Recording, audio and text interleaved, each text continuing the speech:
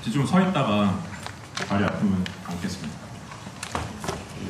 제가 뭐 이런 여러 가지 뭐 연설도 하고 마스터 클래스도 하고 뭐 여러 가지 강의도 하고 그런데 솔직히 말씀드리면 오늘 뭘 준비를 해야 여러분들이 가장 즐겁게 그리고 유익하게 들을 수 있을지를 잘 모르겠더라고요. 그래서 일단 제가 몸담고 있는 K-POP 분야 그리고 퍼블리싱 분야에서 어떤 형태로 K-POP이 성장했는지에 대해서 여러분들한테 좀 말씀을 드리면 관심 있는 학생들에게 조금이나마 도움이 되지 않을까라는 생각이었고요. 그리고 보통 대학교에서 마스터 클래스를 진행을 할 때 보통은 여러분들 음악을 듣고 바로바로 피드백을 드리는 형태로 진행을 많이 했어요. 그래서 좀 많이 들어보면 어떨까라는 생각을 하면서 교수님한테 여쭤봤더니 여러분들이 1학년 학생들이 많아요.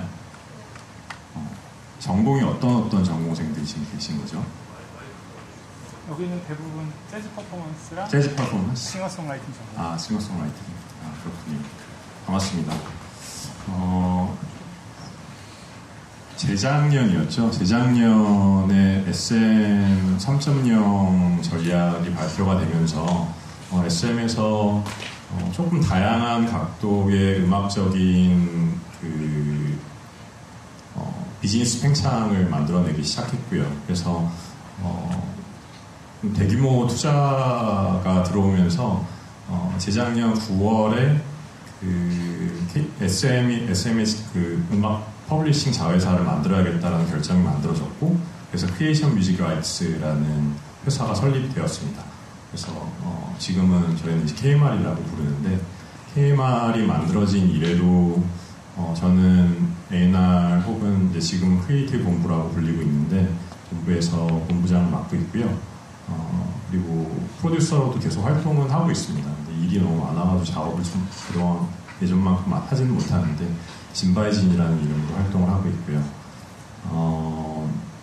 그 이래로 사실 저희 회사가 되게 급격한 팽창을 했어요. 그래서 지금까지 저희가 한 150명 정도의 전속 작가가 있고, 그 다음에 여러분들 용어가 얼마나 익숙하실지 모르겠지만 해외 서퍼블리싱이나 국내 서퍼블리싱을 담당하거나 아니면 어드미니스트레이션을 담당하고 있는 여러 단순관리 작가들까지 하면 350명 정도의 작가, 그러니까 작곡가와 프로듀서를 저희가 이제 관리를 하고 있는데, 그런 부분 안에서 혹 여러분들이 대중음악계에 진입을 하고자 하는 그런 생각을 하고 계신다면 오늘 말씀드리는 것들이 좀 어느 정도 업계의 흐름을 이해하시는 데 도움이 되지 않을까라는 생각입니다.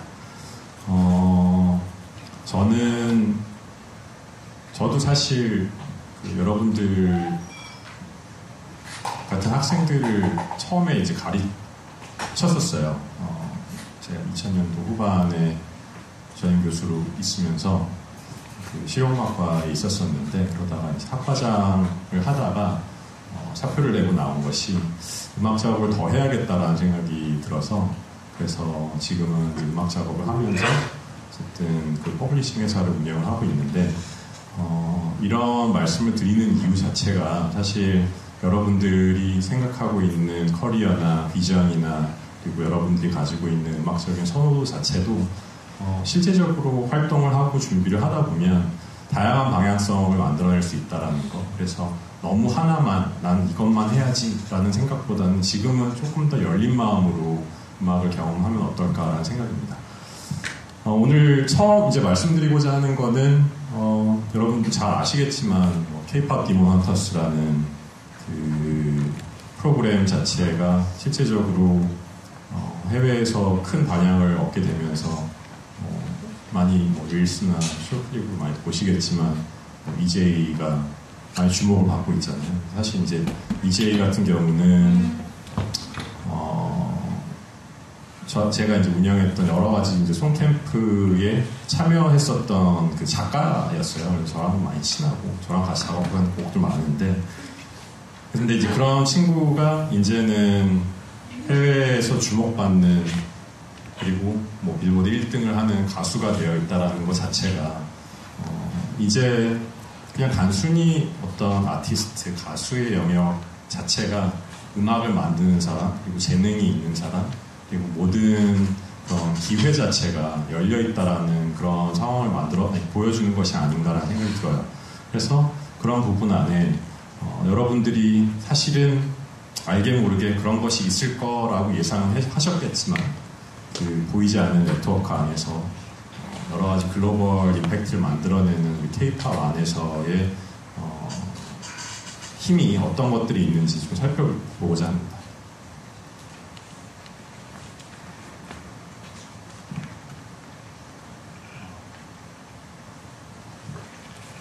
뒤에 영상이 나왔었어야 됐는데 제가 그냥 클립 캡션본을 스크린으로 넣은 것 같네요. 이 뒤에가 이제 그 라이즈의 Fly-Up이라는 노래인데 아시나요?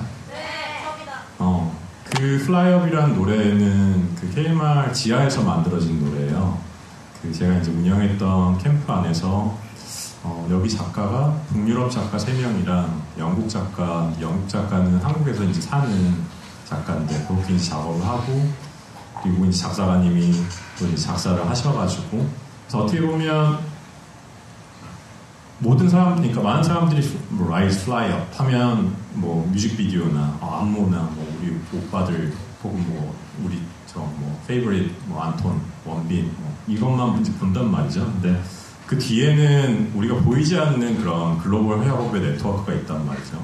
그래서 그 북유럽 친구들, 영국 친구들 와가지고 서로 정말 다른 색깔을 가지고 있는, 그러니까 뭐 물론 이제 영어로 얘기를 하겠지만 그 창작을 하는 데 있어서의 스타일이나 그리고 뭔가 선호도나 이런 것들이 다 다르단 말이에요. 근데 이런 것들이 그 다른 감정과 그리고 하나의 어떤 언어로 변주가 되고 그러고 나서 지금은 이런 음악들이 스테디움에도 울려 퍼지고 여러분들의 다 플레이리스트에 이제 울려 퍼지고 있다는 거죠. 사실 많은 사람들이 K-POP이 어떻게 만들어지는가에 대한 생각은 별로 하지 않는 것 같아요. 그래서 여러분들한테 좀 그런 부분 안에서 어떤 산업 안에 변화를 만들어내고 있는지 좀 말씀을 나누고자 합니다. 우리가 20년 전만 하더라도 이제 한국의 저작권자다.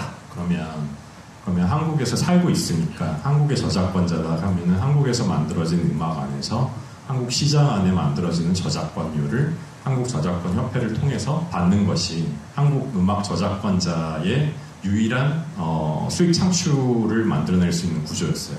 근데 지금은 한국에 살아도 K-POP에 진입을 해서 K-POP 곡을 만들어내면 이 곡이 아까 말씀드린 대로 전 세계 플레이리스트에 다 이제 퍼지게 되겠죠.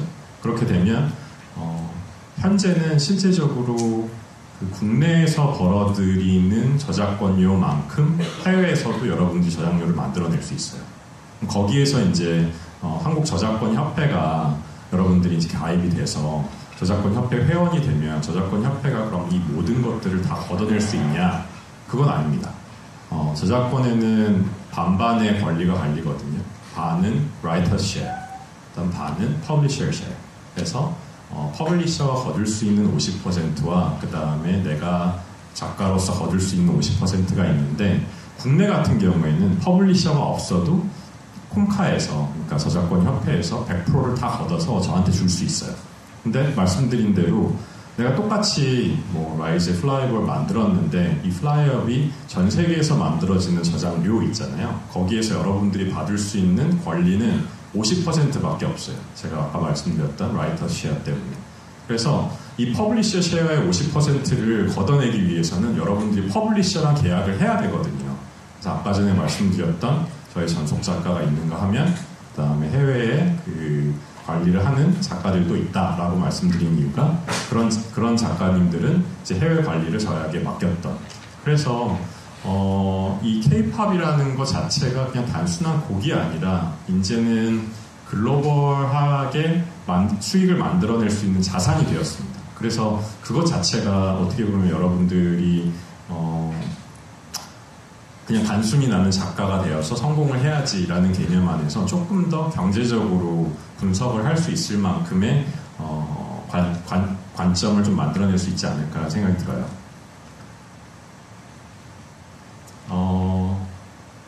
사실 영상을 같이 보면 더 좋을 텐데 안 나오니까 여러분들 싱어송라이터 전공생들 중에 작업을 할 때 협업을 하신 경험이 있거나 협업을 주로 하시는 분 학생들이 있으면 손 들어보세요. 전혀 없나요? 혼자 작업해요 그러면? 어떻게 작업하세요? 협업할 때. 진행 같은 거 풀어놓고 이제 마음에 드는 진행이나 좋아하는 진행이나 이런 걸 먼저 조사를 하고 약간 서로의 탑라인을 좀 짜서 좀 비교해보는. 그러면은 트랙은 원래 있는 트랙에서 트랙도 만들 때도 있는데 이제 있는 트랙으로 할 때도 있고. 그럼 있는 트랙은 누가 만든 거예요? 어디에서 이제 받은 거예요? 네.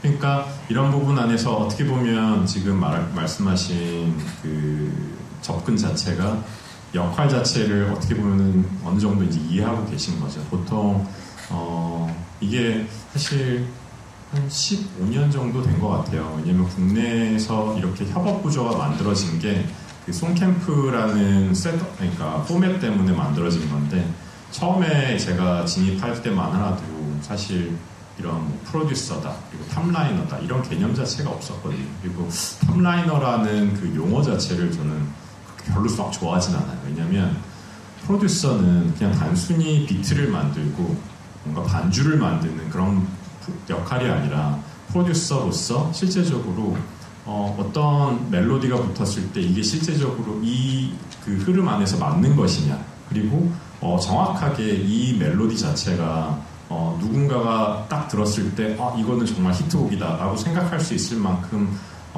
아주 그 포인트가 있고 훅이 있고 이런 부분 안에서 이제 평가할 수 있고 마찬가지로 노래를 녹음을 해서 그러니까 녹음을 해가지고 프로듀싱을 그러니까 전반적인 믹싱과 마스터링까지도 다 담당할 수 있는 그런 전반적인 시야를 가진 사람은 전 프로듀서라고 하는데 또 물어보면 그래요. 저는 뭐 비트메이커 누굽니다. 뭐 그러는데 그럼 본인이 이제 프로듀서라는 그 말을 아예 뒤로 하고 나는 그냥 비트만 만드는 사람이다라고 이제 치부해버리는 거잖아요. 그래서 그러니까 오히려 이제 그런 부분 안에서 비트메이커와 탑라이너 뭔가 음악의 어떤 바탕을 만들어 놓고 그 위에 뭔가 라인을 얹어내는 사람을 탑라이너라고 얘기하는 것 같아서 근데 뭐 송라이터라고 얘기하기엔 사실 프로듀서도 송라이터거든요. 그래서 그거를 대체할 말이 없어가지고 지금은 여기는 이제 탑라이너라고 했습니다. 그래서 뭐 아시다시피 프로듀서는 이제 거기 비트를 만들고 사운드를 설계를 하고 구조를 짜는데 최근 같은 경우에는 어떤 특정 장르를 잘 만드는 프로듀서들이 업계에서 좀 선호가 되고 있어요. 블랙핑크의 그 띄어라는 노래를 만든 프로듀서 아시는 분? 별로 관심은 없으신가요? 그런 음악에는? 질문이 부담스러우신가요? 너무 안 듣는 음악을 막 얘기를 해가지고 그 띄어의 메인 프로듀서가 디플로라는 친구예요. 디플로란 그 힙합 슬래시 뭐 트랩 슬래시 EDM까지는 아니고 그래도 힙합 위주의 힙합에서 파생된 그런 것들 이제 많이 하는데 근데 이제 그 친구가 이해한 뭐 트랜스, 이해한 레이브는 그런 것들이요. 띄어 같은 노래였던 것들이요. 그래서 들어보면 되게 단순한데 정말 그 간단한 사운드로 이 그루브를 만들어내는 것들. 그래서 제가 느끼기에는 그냥 단순히 내가 뭐 어떤 사람들을 놀게 만드는 그런 음악을 만들어야지가 아니라 실제적으로 디제잉을 하면서 클럽에서 뭔가 사람들의 움직임을 곡을 변화하면서 이제 인지하고 그다음에 그 부분들을 실제적으로 프로덕션을 이제 그러니까 더 넣게 되는 그러다 보니 K-팝이 그 댄스나 여러 가지 그 무대 퍼포먼스에 가장 적합한 음악이라는 걸 알다 보니까 디플로 같은 친구들이 실제적으로 이제 K-팝에 이제 들어오기 시작했던 거죠.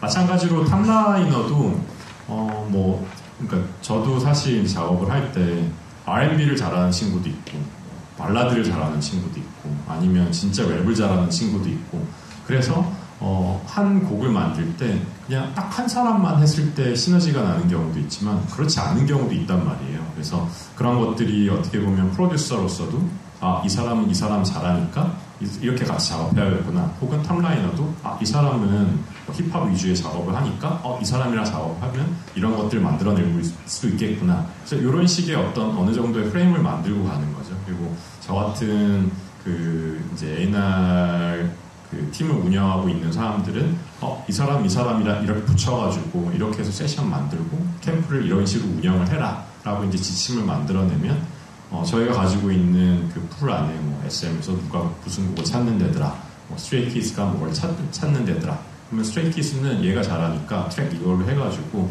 얘 붙여가지고 랩이랑 멜로디랑 쓰게 해. 이제 이런 식의 이제 접근을 하는 거죠. 그래서 제가 여쭤본 거예요. 그런 접근을 했을 때 이런 그 역할을 분담을 해가지고 작업을 하다 보면 실제적으로 되게 좋은 결과가 이제 나올 수 있는데 결과적으로는 이거는 근육이거든요. 그냥 갑자기 300kg 들어가면 못 듣는다.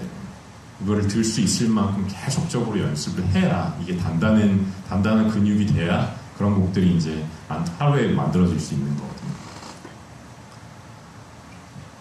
2000년도 중후반에 그 전에도 사실 SM에서는 이런 이제 해외에서의 곡을 수입을 이제 했었었는데 그때 2000년도 중후반에 조금 더 본격적으로 되기 시작했어요. 그래서 저는 사실 지금도 디자인 뮤직의 일원으로 소속이 되어 있고 디자인 뮤직에서 이제 처음 만들었던 그러니까 한국에 들어왔던 첫 노래가 여러분 아시는지 모르겠지만 소원을 말해봐라는 소녀시대 곡이었거든요. 그래서 저희 회사에서 이제 만들어서 그것들이 어떻게 보면 그 당시에 SM에서 북유럽에 있는 곡들을 왕창 사들이기 시작했던 타이밍이에요. 미국 곡들도 이제 받아들이기도 했지만 그래서 토마스 홀스 같은 경우에는 산소 같은 너나 샤이니 그리고 이렇게 이게 주문 동방신기 주문 이런 노래를 이제 만들었었고 그래서 그 당시에는 단순히 그러니까 만들어진 음악을 사용을 그러니까 가지고 온 상황이었어요. 그래서 뭔가 한국에서 인풋이 있었던 것이 아니라 북유럽에서 아예 다 만들어진 곡이 이제 들어왔거든요. 그래서 그런 부분 안에서 약간의 리듬적인 수정이나 이런 것들을 부탁한다 요 정도였지 실제적인 한국의 인풋이 들어가는 시설이 아니었습니다. 그러다가 2011년도부터 한국에서 실제적으로 한국에 있는 레코드 회사의 A&R들, 엔터사의 A&R들이랑 그 다음에 한국에 있는 작곡가들이 해외로 송캠프라는 개념을, 그러니까 송캠프라는 그 이벤트에 참여하기 시작했어요. 저도 이제 들어갔었던 그 당시에 어떻게 보면 K-팝이 K-팝이라고 불리지 않았을 때 제가 이제 시작을 했던 거였는데 이 당시에 제일 이제 지금도 그러고 보니까 이번 주 노르웨이에서 저기 뒤에 있는 송엑스포라는 행사가 이번 주에 지금 시작되고 있습니다. 노르웨이에서. 저는 사실 이제 본부 일 때문에 일이 많아가지고 송엑스포를 간 지가 좀 됐는데 제가 근 10년을 같이 이제 오거나이징을 하면서 국내와 이 유럽을 연결하는데 어떻게 보면은 가장 좀 중심이 될 수 있도록 노력을 많이 했거든요. 그래서 A&R들이 그 당시에 이제 한국에 대해서 전혀 모르는 유럽 작가들을 데리고 이제 리드나 브리프를 들고 가는 거죠. 그래서 우리는 뮤직비디오를 이렇게 찍고 이 아티스트는 몇 명의 아티스트가 있는데 여기에서는 이런 음악이 필요해. 라고 해서 실제적으로 아티스트에게, 그 작곡가들에게 이제 프로젝트를 설명하는, 그러면 이제 그 친구들이, 팀이 이제 짜져가지고 들어간단 말이에요. 그래서 보통은, 스튜디오를 12개에서 15개 사이로 저희가 운영을 했는데, 보통 이제 4명 정도가 들어가요. 그러니까 2명이 프로듀서고, 2명이 탑라이너, 혹은 이제 1명이 프로듀서로 활동하는 그러니까 스튜디오 같은 경우에는 3명이 작업하기도 하고 3명의 탑라이너와 1명의 프로듀서와 해서 4명이 작업하기도 하고 해서 이제 작업이 되기 시작하는데 사실 여기 송엑스포에서 만들어진 노래가 너무너무 많아요. 사실 그 당시에 레드벨벳 데뷔곡 해피니스도 여기서 만들어졌고 사실 되게 정말 말할 수 없을 만큼 많은데 이런 자체가 어떻게 보면 이제 한국에서 약간의 인풋이 들어가기 시작했습니다. 그래서 이제 한국에서 그 사람들을 보내고 한국의 인플루언스가 어느 정도 들어가는 해외곡이 한국으로 들어오면서 이제 그 곡이 나오기 시작했죠. 이 뒤에 스크린샷은 아시는지 모르겠지만 엑소의 어떻게 보면 브레이크스루 송 늑대와 미녀예요. 그래서 늑대와 미녀가 언제 만들어졌냐면 2012년에 한국에서 첫 국제 송 캠프가 있었습니다.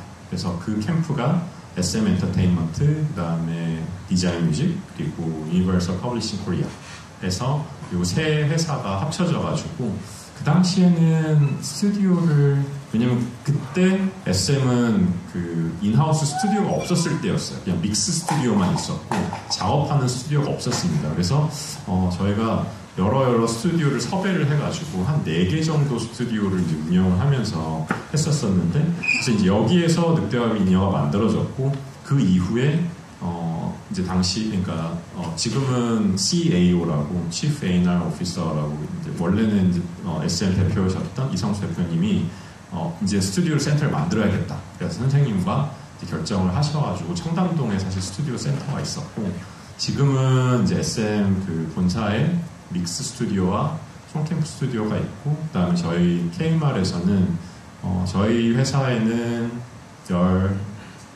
19개의 스튜디오가 있고요.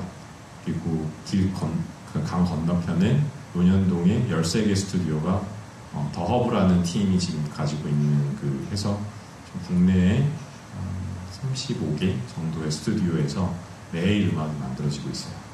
그래서 이 상황 안에서 한국이라는 그 나라가 단순하게 그냥 K-팝, 그냥 재밌는 음악, 좀 흥미로운 음악을 하는 곳이 아니라 이런 협업을 만들어내는 구조 자체가 시작이 되었다 보니까 그 이후로 한 7, 8년 동안 정말 무수한 많은 사람들이 와서 같이 작업하고 협업하고 그 다음에 많은 A&R들 SM에서 시작이 되어서 JYP, FNC, YG랑도 같이 캠프를 했었었고 그 당시에는 이제 하이브는 없었지만 빅히트가 있었죠. 그래서 빅히트 지금은 제가 알기로는 US에서 그만두신 걸로 아는데 윤석준 대표님께서 빅히트 이제 운영하고 계실 때 실제로 저랑 같이 핀란드도 같이 가시고 그래서 정말 다양한 형태의 협업이 만들어졌습니다.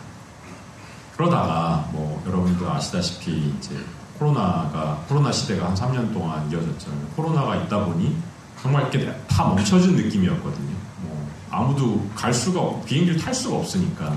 그래서 이렇게 되면 어떻게 협업을 할 수 있을까라고 했을 때 지금은 그나마 조금 더 클라우드 자체 환경이 훨씬 더 원활했기 때문에 온라인으로 통화를 하는 것도 휴대폰으로 할 수 있었지만 불과 5년 전만 하더라도 꼭 줌을 사용을 하거나 그러니까 파일을 전달하더라도 그런 어떤 용량 때문에 드롭박스가 위트랜스퍼가 되거나 이제 이런 것들이 이제 많이 필요했었거든요. 근데 처음에 협업 자체가 좀 힘들었지만 그럼에도 불구하고 이런 모멘텀이 협업에 대한 모멘텀이 이제 만들어졌기 때문에 실제적으로 송캠프가 온라인으로 많이 이루어지기 시작했습니다. 그래서 송엑스포가 어떻게 보면 제가 알기로는 이제 그 기네스북에 올라갈 수 있는 기록을 세웠는데 220명 가까이 참여한 캠프가 있었어요. 그럼 220명 가까이면 4명으로 나누면 이제 스튜디오가 50개 이상이 운영될 거잖아요. 근데 그게 한 나라에 있는 사람이 그냥 한 방에 들어가면 사실 상관없는데 생각해보면 이게 다 다른 곳에 있는 거거든요. 그러면 온라인이기 때문에 용이하다라고 하지만 운영자 입장에서는 한 사람은 한국에 있고 한 사람은 미국에 있고 한 사람은 노르웨이에 있고 한 사람 그러니까 막 시간 차이가 달라지면 이 사람이 12시라고 얘기하는 거는 이 사람한테 12시가 아니거든요. 그래서 이 운영 자체가 거의 불가능할 정도로 그래서 이제 이 운영진들은 진짜 24시간 동안 그냥 눈 뜨고 있는 왜냐면 한쪽에서 끝나면 한쪽은 시작되고 이제 이렇게 하다 보니까 그래서 그때 저희가 교훈을 얻었던 거는 온라인 캠프로 50개 이상 스튜디오를 하면 안 된다. 이제 이런 거 얻었죠. 그래서 어쨌든 그렇게 하면서 계속적으로 협업이 이제 만들어지다가 국경이 딱 열리기 시작한 2022년이 됐을 때 정말 많은 사람들이 이제 들어와서 살기 시작했어요. 그래서 아주 친하던 친구인데 그냥 성수동에서 지나가다가 만난 거예요. 그래서 너 뭐해? 그랬더니 나 지금 작업하다가 집에 가는 길이야 하는 거예요. 그래서 그럼 뭐 어디 호텔에 어디 있어? 호텔 아니고 나 비자 받아서 여기 살고 있어 그러더라고요. 그래서 사실 그런 친구들이 정말 많아졌어요. 그래서 한국이라는 도시가 한국이라는 나라와 그리고 서울이라는 도시가 이렇게 국제적으로 될 수 있다라는 것 자체가 사실은 좀 개인적으로는 많이 놀라웠습니다. 그동안 그렇게 유럽을 다니면서 정말 다양한 형태의 협업을 만들어내고 사람들을 만나면서 이 사람들과 함께 작업을 하기 위해서 저는 비행기를 타고 늘 다니다가 이제는 이제 그 사람들이 한국에 들어오기 시작하니까 실제적으로 그냥 한국에만 있어도 이 사람들이 그냥 번갈아 가면서 들어오는 그런 시대가 되었던 거죠. 그렇게 되다가 2023년부터 어떻게 보면 그 K-팝이라는 협업 자체가 그냥 단순한 그 협업이라는 것보다는 많은 업계에서 이제 인프라 구축에 좀 집중을 하기 시작했어요. 그래서 SM 같은 경우에 실제적으로 약 1,500억 원 가까이의 그 투자금을 퍼블리싱 업에 실제적으로 녹여내서 이 안에서의 인프라를 만들고자, 그러니까 여러분들이 실제적으로 음악인으로 성장했을 때, 뭐 작곡가, 프로듀서로 성장했을 때 그 생태계 안에 있게 하기 위한 그런 움직임이 이제 만들어졌는데, 퍼블리셔들은 사실 그동안에는 그냥 단순히 곡을 등록하고 뭐 저작권료를 분배하고 뭐 이 정도만이었었는데, 요즘에 퍼블리셔의 어떤 새로운 관점은 지금 여태까지 이제 말씀을 드렸던 크리에이티브 영역 안에서의 협업과 그리고 다양한 형태에 있어서의 프로젝트를 실질적으로 퍼블리셔 안에서 운영을 하기 시작하면서 조금 더 창의적인 영역에 많이 접근을 하기 시작했어요. 그래서 이런 부분들이 IP를 확장하는데 어떻게 보면 핵심 허브가 될 수 있게끔 자리를 했었고, 그리고 제가 있는 그 크리에이션 뮤직 라이츠 같은 경우에는 정말 다양한 회사들, 그러니까 국내 회사뿐만 아니라 그 해외에 있는 여러 퍼블리셔들, 여러 엔터사들과 협업을, 그 파트너십을 맺어서 협업을 하고 있습니다. 그래서 지금 이제 제가 여러 그 업계의 흐름을 이제 보면서 느꼈던 거는 작곡가가, 그러니까 아티스트가, 그리고 어떤 K-팝 곡이 국제화되고 그리고 주목을 받기 시작하는 그런 부분 안에서의 K-팝이 있었다면, K-팝이 단순한 사실 곡이 아니라 그 부분 안에서 이것을 지탱하는 생태계와 허브가 있는 셈이거든요. 그래서 이제 이 허브 자체 안에 종사해 있는 모든 사람들이 실제적으로 많은 그 러브콜을 받기 시작했어요.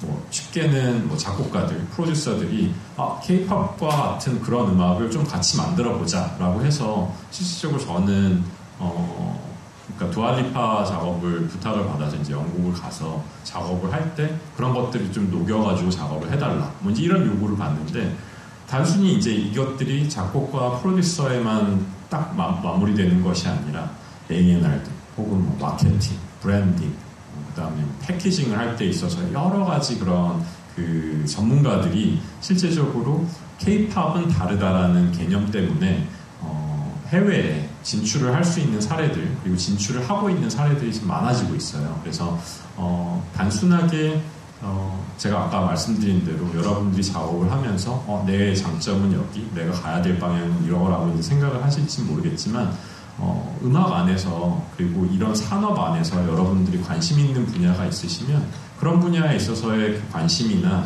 그리고 어떤 좀 리서치를 해보는 그런 노력들을 너무 내려놓지 마시고 좀 관심 있게 살펴보시다 보면 또 다른 커리어가 만들어질 수 있다 보니까, 그래서 이제 그런 부분이 앞으로 10년에는 뭐 한국 출신 프로듀서, 뭐 스웨덴 출신 탑라이너 이런 개념보다는 K-팝 시스템 안에서 성장한 글로벌 크리에이터라는 좀 호칭이 조금 더 자연스럽게 되지 않을까라는 생각이에요.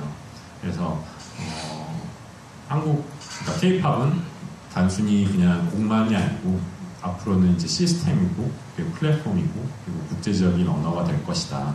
그래서 단순히 그냥 아티스트만 반짝반짝 빛나는 것이 아니라 여러분들이 업계 안에 들어왔었을 때 여러분들의 역량을 충분히 펼칠 수 있는 그런 곳이 될 것이다 라는 게 제가 간단하게 이제 이 K-팝과 그리고 제가 몸담고 있었던 어떤 그 K-팝의 성장 그리고 협업 구조 안에서 만들어지는 그 여러 가지 결과물들을 간략하게나마 좀 설명을 드렸습니다.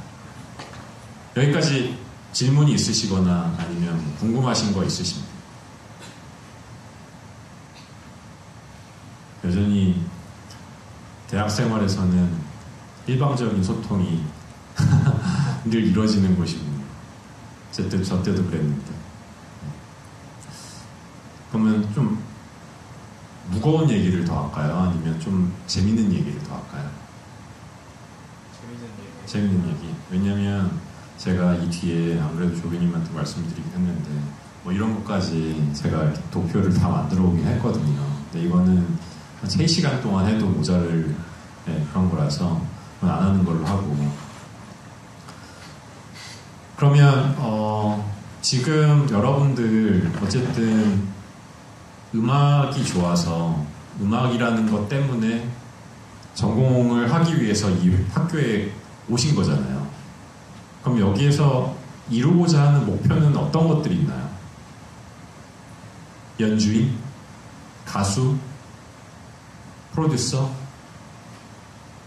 아니면 말을 안 할 거면 이제 손을 들으라 그랬더니 가수 3명 4명 작곡가 프로듀서? 탑라이너인가요? 손 드신 여기 작게 멜로디를 쓰고 프로듀서 프로듀서 저 프로듀서 연주인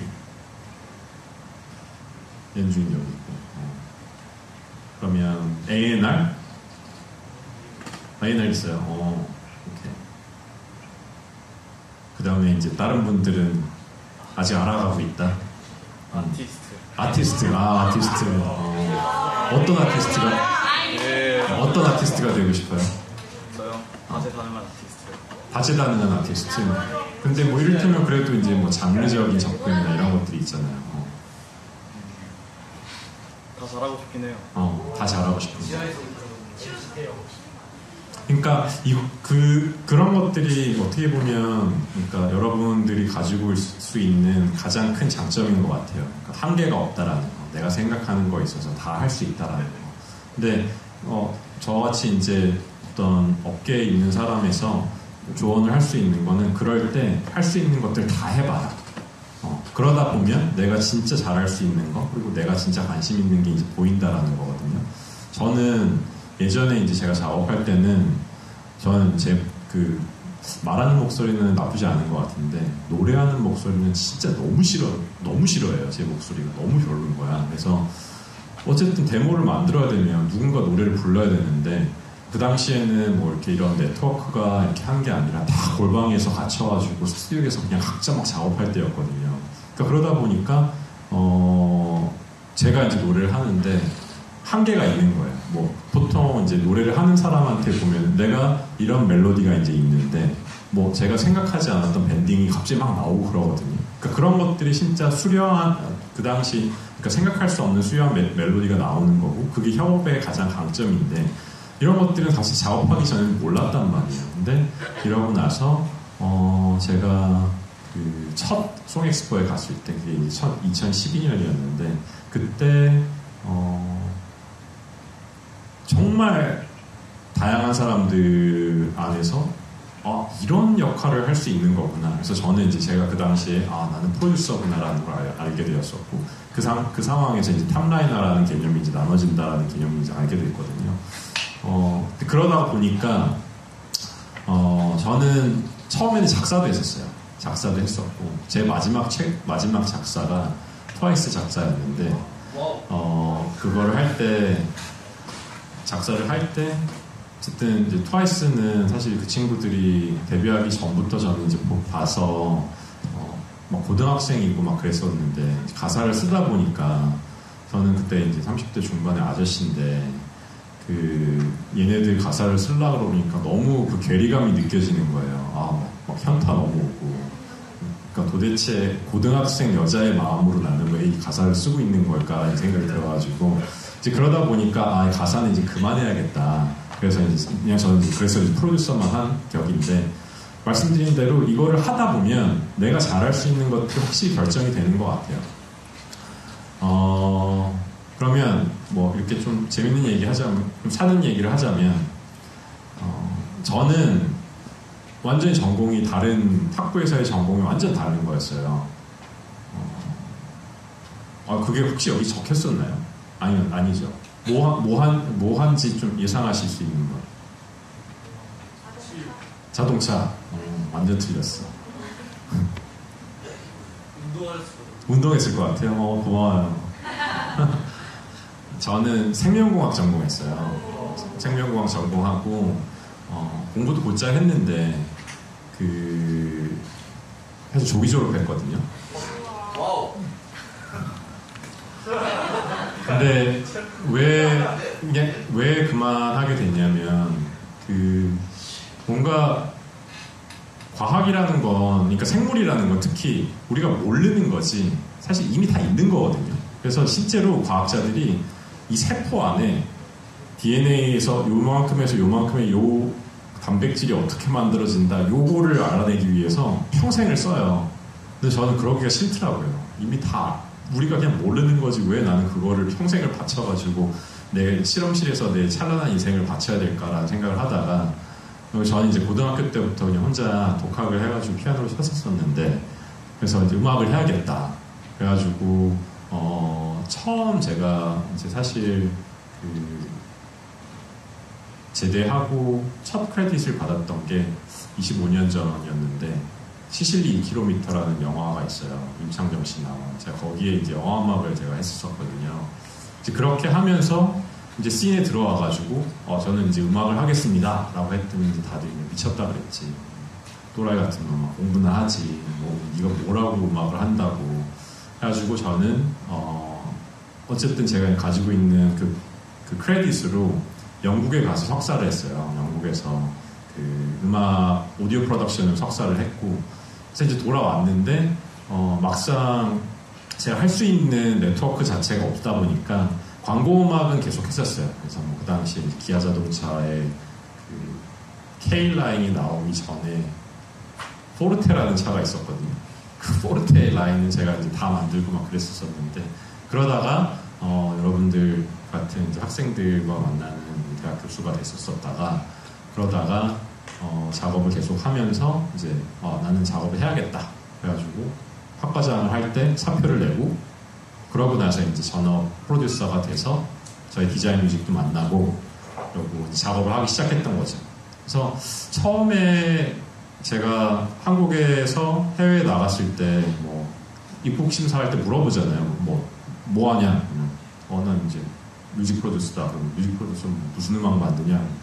뭐 이제 뭐 결국에는 이제 이러다가 K-팝이라는 얘기가 이제 나왔을 때, 뭐 그 당시 뭐 2015년 K-팝이라고 K-what? 그러는 거지.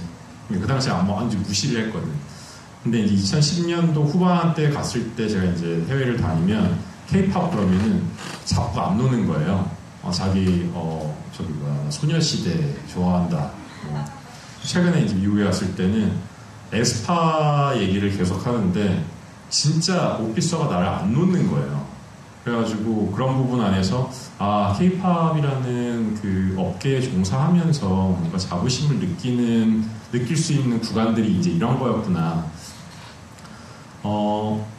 제가 2012년에 노르웨이 송캠프를 갈 때 거의 그만둘 생각이었어요. 그러니까 음악을 정말 수만 번도 그만두려고 했던 생각은 거의 끝에 와 있었던 타이밍이었거든요. 왜 그러냐면 여러분들처럼 음악이 좋아서 그냥 나는 여기 앞에 한 명만 앉아 있어도 내가 연주만 하면 그리고 이 사람이 너무 행복할 수 있으면 난 너무너무 좋겠다라는 마음으로 우리 다 음악 한 거잖아요. 그렇죠? 근데 이제 그러고 나서 삶이라는 그 엄청난 무게의 짐이 어깨를 막 짓누르기 시작했어요. 그래가지고 어쨌든 퇴직금이랑 이제 다 써가지고 통장에 이제 구멍이 막 날라 그러는데 내가 이 음악을 한다라고. 근데 저는 이제 애가 둘이었거든요 그때 벌써. 근데 그럴 때 이제 이거를 내가 과연 하는 게 맞나? 라는 생각이 이제 들었단 말이에요. 그러고 나서 마지막 기회라고 생각을 하고 저는 그 당시에 이제 유니버설의 이제 관리를 받는 계약 작가였는데 유니버설에서 노르웨이에서 이제 진행하는 캠프 3일 전에 가보겠냐라고 그러는 거예요. 그래서 다른 작가분들은 안 계세요? 그랬더니 다른 작가분들은 뭐 나 돈 없다, 나 영어 못한다, 아니면 시간 없다. 그래서 그러니까 이제 그 3일 남은 앞에 이제 저한테 연락이 온 거죠. 그래서 그럼 제가 가겠습니다. 그래서 이제 갔는데 뭐 물론 뭐 그게 갑자기 이제 인생이 바뀔 거라고는 생각은 하지 않았지만 뭐 좀 설렜던 건 사실이에요. 그리고 뭔가 좀 초조하기도 했었고.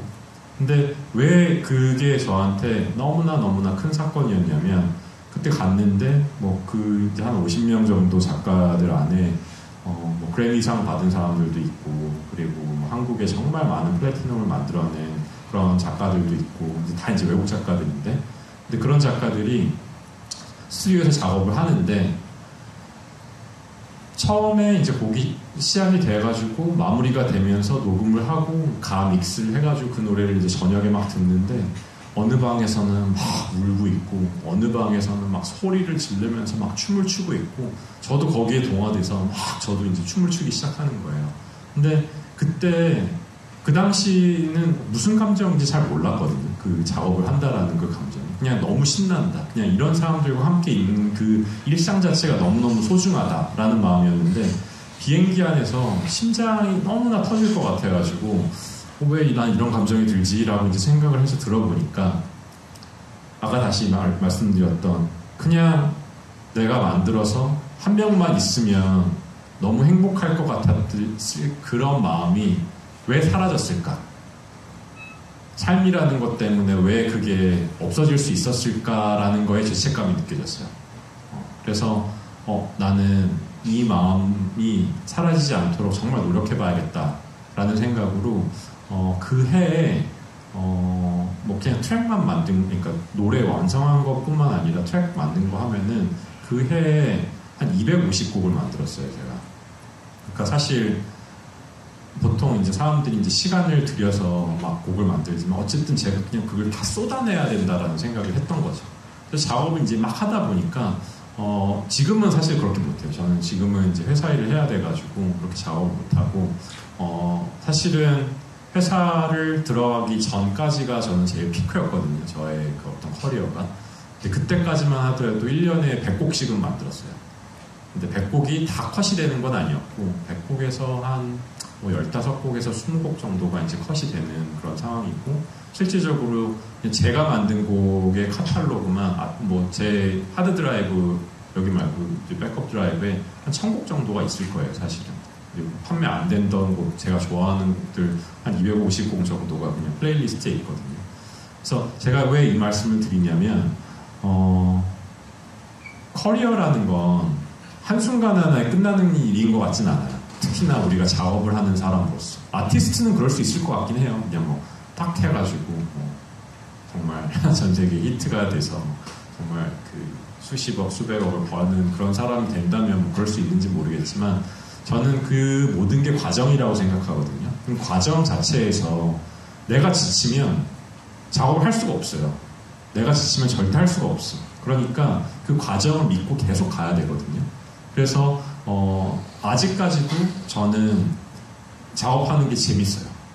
그리고 제가 지난달에 그러니까 몇 주 전에 저는 한국에 이제 왔는데 추석 연휴 때 한국에 왔는데 제가 그 키우고 있는 음악 시장이 있어요. 유럽에 제일 못 사는 나라 중에 하나인데 불가리아라는 동유럽에 있는 나라예요. 근데 거기에서 송템플을 제가 지금 4년째 운영하고 있는데 거기에서 이제 만들어졌던 노래가 뭐 엑소 카이의 로버라는 노래, 그다음에 NCT 10의 그 스타너라는 노래, 그게 다 그 캠프에서 제가 이제 만들어져가지고 SM에다가 이제 꽂은 노래들인데 그런 노래들이 만들어질 만큼 지금 이제 많이 성장을 했어요, 작가들이. 그러니까 이게 시간이 필요한 거죠. 처음에는 내가 얘네들 데리고 뭘 할 수 있을까라는 생각인데 지금은 정말 잘해요. 그래서 정말 잘해서 이런 친구들이 실질적으로 저희 회사에 이제 계약되어 있는 친구들이 이제 많아지거든요. 그래서 다시 돌아가면 여러분들은 지금 이제 많은 것들을 경험하기 위해서 노력하고 있겠지만 그런 부분 안에서 여러분들이 딱 느껴지는 모멘텀이 있었을 때 그거를 절대 놓으면 안 돼요. 그리고 이 모멘텀이 있었을 때 지칠 수밖에 없거든요. 근데 그 지침을 여러분들 모든 사람들이 슬럼프는 다 있습니다. 근데 그거를 과정이라고 생각해야지 내가 재능이 없고 내가 정말 못하고 나를 자책하기 시작하면 절대로 운영할 수 없어요. 내 커리어를. 그래서 나 스스로를 믿는 사람이 돼야 된다라고 저는 믿고 그게 단순히 그냥 5년, 3년 이 얘기가 아니라 10년, 20년을 믿고 가야 되는 일이라고 생각을 해요. 그래서 어느 순간에 여러분들이 음악인으로서 커리어를 딱 세울 때 타이밍이 올 거예요. 내가 이게 하는 게 맞나? 왜냐면 내 주위의 사람들이 취직을 해가지고 돈을 버는 게 보이고 그 다음에 막 내가 그거에 비해서 못 버는 게 보이고 나는 어떻게 월세를 내야 될지 모르겠고 부모님한테 무슨 얘기를 해야 될지 모르겠고 막 이런 타이밍이 올 거거든요. 물론 안 오면 제일 좋죠.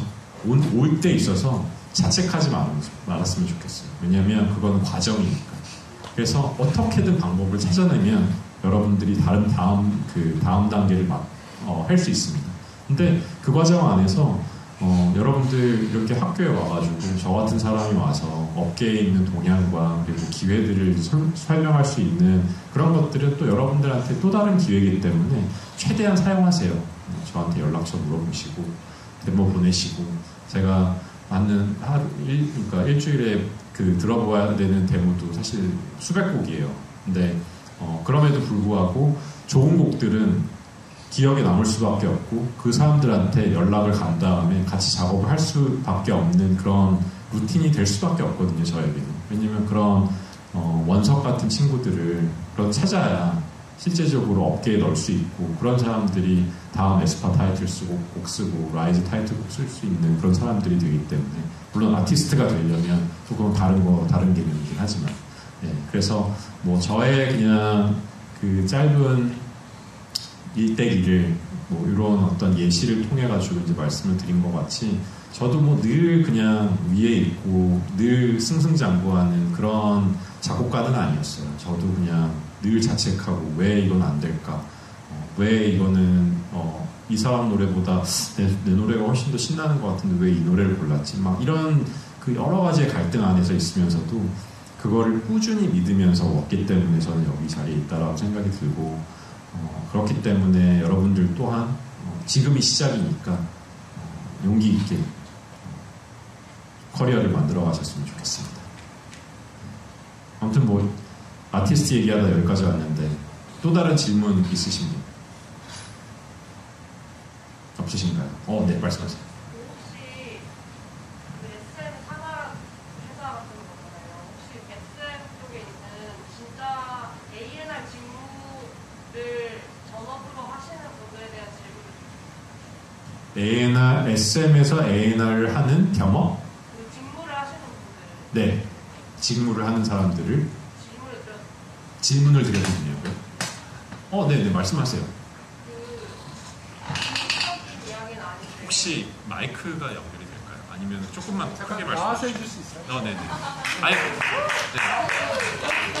네네, 크게 말씀해 주시면 됩니다. 네네. 혹시 들은 이야기인데. 네. 마스크 잠깐 벗고. 감기 걸려서. 네. 들은 이야기인데 저는 싱어송라이터도 하고 싶고 물론 선택과 집중이 정말 중요한 가치라는 건 알지만 나중에 A&R 쪽도 도전을 해보고 싶거든요. 그런 K-pop 아티스트들에 대해서. 근데 어디서 들은 이야기로 자기 음악을 하는 사람들은 A&R 쪽에 자기 음악의 색깔이 묻을 수 있기 때문에 잘 써주지 않는다라는 얘기를 들은 적이 있거든요. 혹시 그거에 대해서 그거는 맞는 말이에요. 그거는 맞는 말이에요. 그래서 솔직히 SM에서 A&R 혹은 KMR에서도 마찬가지고요. A&R의 직무를 뽑을 때 자기 본인의 음악을 하고 싶은 사람을 뭔가 채용을 한다라는 거는 회사에 있어서는 되게 좀 무모한 투자일 수 있어요. 왜냐하면 A&R 직무를 원하는 사람들만으로도 사실 너무나 많은 지원자들이 있거든요. 근데 이 사람이 그러니까 그런 건 있죠. 나는 음악 전공생이지만 내 음악을 하는 것보다는 이 인프라 안에서 나의 음악적인 소양을 녹여내고 싶다라는 표현이면 그러면 사실 회사에서는 되게 선호할 수 있을 것 같아요.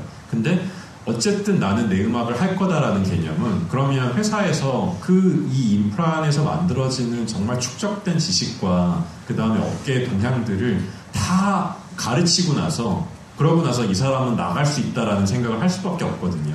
그러니까 회사에서는 그런 투자를 하는 게 사실 어떻게 보면 되게 무모하다라고 느껴질 수 있기 때문에 그래서 제가 느끼기에는 조금 더 창의적인 접근을 하자면 제가 이제 담당자고 그 다음에 이제 아니면 담당자고 제가 이제 지원을 하는 개념이다라고 했었을 때는 저는 전공생이었지만 실제적으로 SM이 가지고 있는 이 역사 안에서 음악적인 다양성과 그리고 실제로 K-팝을 선도하는 그런 접근을 만들어낸 회사에 실제적으로 저는 속하면서 그거에 대한 인프라를 이해하고 싶어서 여기에 왔고 저의 음악적인 소양이 이거를 통해서 조금 더 성장할 수 있다면 그리고 제가 가진 그 다양성을 여기에 녹여낼 수 있으면 저는 더할 나위 없이 좋은 길이라고 생각했기 때문에 지원을 하게 됐습니다.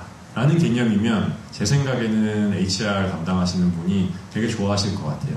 근데 음악을 하려고 한다 라고 하면은 저마저도 사실은 KMR에서 그렇게 지원하신 분들은 다 선택하지 않았어요. 네. A&R은 실제적으로 Artist and Repertoire 그래서 아티스트에 해당하는 그 곡들을 선정하고 그래서 그것들을 주관을 해서 우리는 이 방향성으로 가야 된다라는 어떤 전반적인 업무를 담당하는 사람이 A&R이었어요. 그래서 이제 레코드 회사에서 팝 레코드 시장에서 A&R이라는 업무 직무가 이제 만들어진 것이 신인 아티스트들을 예전에 이제 공연을 할 때 거기 이제 들어가가지고 쟤 괜찮네, 쟤 한번 사인해야겠다. 그럼 이제 이 친구가 연락처를 받아서 자기 이제 보스들한테 이제 연락을 하는 거죠. 그래서 이제 이게 와가지고 쇼케이스를 할 겁니다. 이렇게 해가지고 이제 보여주고 그러면은 얘가 이제 곡을 만들기도 하고 얘한테 작곡가를 붙여줘가지고 곡을 만들어서 요거 이렇게 해가지고 보스한테 들려준 다음에 이제 이런 것들로 A&R이 이제 시작이 된 거예요. 근데 지금은 SM에서는 한 본부에 이를테면 라이즈 본부가 위저드 센터인데 위저드 센터에는 라이즈가 있고 하츠토아치 있고 라이즈 있고 웨이비가 있을 거예요. 아니야. 하츠토아치랑 웨이비랑 NCT 10이랑 아무튼 이렇게 해서 다 나눠져 있거든요. 그래서 각 센터에 한 6명에서 10명 사이의 A&R들이 있어요. 그리고 센터가 5개가 있거든요. 그 다음에 SM에서는 LIC라고 SM 클래식스가 있고 그 다음에 크루셜라이즈 있고 스크림 레코드 있고 그래서 다 각자의 A&R들이 있어서 A&R들이 제가 알기로는 한 40명 정도 됩니다. 40명, 50명 정도. 그래서 각자의 업무들이 약간씩 다른 것이 아티스트가 사실 NCT도 NCT Wish랑 NCT 127이랑 NCT DREAM이랑 다 하는 음악들이 약간씩 다르거든요. 그래서 이제 그런 것들에 전문화된 A&R들이 이제 담당을 하고 있고, 그 다음에 마찬가지로, 이거는 이제 그 기획사 혹은 엔터사, 레코드 레이블에서 A&R이라고 하면은 퍼블리셔의 A&R은 약간 달라요. 왜냐면 퍼블리셔는 작가들을 상대하는 거거든요. 작가들을 상대해서 다양한 장르의 이제 음악을 만들어냅니다. 장르를 만들어내면, 이거는, 제로베이스 원 가야 되는데, 이거는 뭐 라이즈 가야 되는데, 이건 트와이스네. 이런 것들이 이제 들을 수 있는 귀가 있어야 되는 거죠. 그래서 레코드 회사의 A&R은 내가 담당한 아티스트를 최고의 아티스트로 만드는 데 집중이 된다면 퍼블리셔의 작곡가들을 관리하고 있는 아티스트 A&R 같은 경우에는 이 곡들이 어디로 가야 될지에 대한 그 창구가 되는 거예요. 메신저가 되는 거예요. 그래서 음악적인 소양은 다 필요하지만 이쪽은 조금 더 집중된 음악적인 소양이라고 하면 이쪽은 조금 더 열려있는 음악적인 소양이 있어야겠죠. 그래서 이거는 이를테면 저희 회사에 있었던 A&R 중에 하이브 재팬으로 간 있어요. A&R요. 그래서 왜 하이브 재팬으로 가고 싶냐라고 했더니 본인이 담당하고 있는 가수가 조금 더 성장하는, 그래서 제작을 하는 A&R이 되고 싶어서 제가 많이 배웠지만 가고자 한다. 이제 이런 거죠. 그래서 이제 이런 부분에서 아까 질문의 연장선을 하자면 정말 다 가르쳐 놓고 진짜 이 모든 업계의 시크릿과 비하인드 스토리를 다 가르쳐 놓은 다음에 뭔가 업무를 담당하게 해놓으면 딴 데로 간단 말이에요. 그러면은 이제 이 사람을 채우기 위한 또 사람을 채용을 해야 되거든요. 똑같은 일을 또 하고, 그럼 이제 여기 안에서는 또 누수가 생기다 보니까 회사 안에서는 어떻게 보면 되게 이제 관리하기 힘들어지는 거죠. 그래서 그런 부분 안에서는 이제 조금 더 회사에 신뢰와 믿음을 줄 수 있는 방향성, 그 다음에 A&R은 회사별로 약간씩 다를 수 있다. 그래서 작은 회사는 이 모든 것들을 다 해야 될 수도 있어요. 이를테면 뮤직비디오 감독 섭외에다가 그 다음에 녹음 일정부터 막 믹싱, 마스터링 이런 모든 일정을 다 담당할 수 있는 이런 역할까지 그냥 다 해야 될 수도 있고요. 좀 큰 회사에 가면 그런 것들을 조금씩 이제 업무를 분업을 해서 하는 경우들이 있고, 그래서 이제 아티스트와 레파투아라는 그 역할 자체가 과거에서부터 현재까지는 이렇게 좀 세분화되어 있다. 네, 다 답변일 것 같습니다. 혹시 이제는 저희 데모송 들어보기로 했던 학생 두세 명이 같이 들어보시고, 그럴까요? 예를 들면 지금 회사에서 A&R 가면은 이런 음악을 들었을 때 어떤 역할을 한다, 뭐 이렇게 좀 말씀 이어주셔도 좋을 것 같습니다. 좋습니다. 네, 일단 수민 먼저 올라갈까? 나연부터 올라갈까요? 나연부터. 노래는 두 곡을 받았고요. 세 곡을 같이 하면 좋을 것 같아서 마지막 한 곡더 보내드릴게요. 네, 제일 마지막으로 보내드리는 곡부터 먼저 하겠습니다. 네, 잠시만요. 올라갈까요? 네.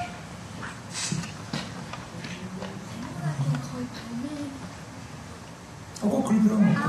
네. 그래서 오늘 같이 들어본 나연 학생 곡이랑 수민 학생 곡이랑 한솔 학생 곡 3명이 한번 같이 들어보면 좋을 것 같습니다.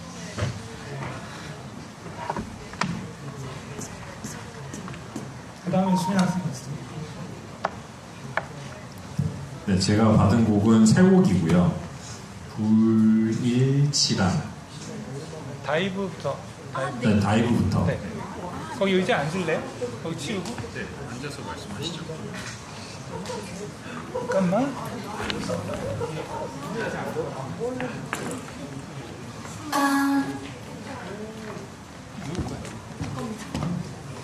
네, 안녕하세요.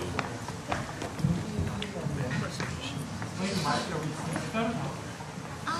이건 몇 번이에요? 네? 선생님.